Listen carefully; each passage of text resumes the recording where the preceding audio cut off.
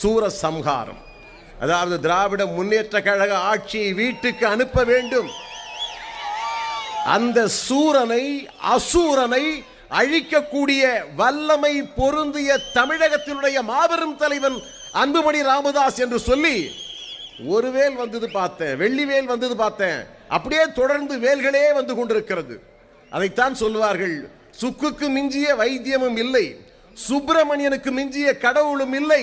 தமிழகத்தில் அன்புமணி ராமதாஸை விட்டால் தலைவன் வேறு யாருமே இல்லை என்று சொல்லக்கூடிய அளவிற்கு அரை மணி நேரம் காணொலி காட்சியை போட்டு காண்பித்தார்கள்.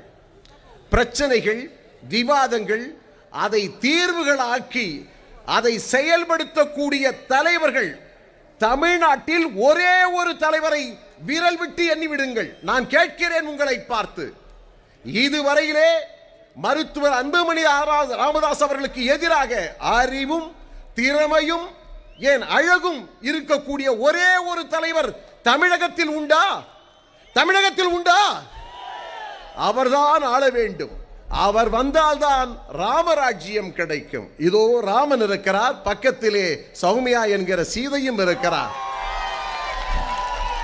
ஆக அறிவும் ஆற்றலுக்கும் சற்றும் குறையாதவர்கள் அண்ணன் அன்புமணி மட்டுமல்ல, இங்கே மேடையிலே உட்கார்ந்திருக்கிறவர்களும் சரி, எவ்வளவு அறிவு ஆற்றல் நிறைந்தவர்கள்.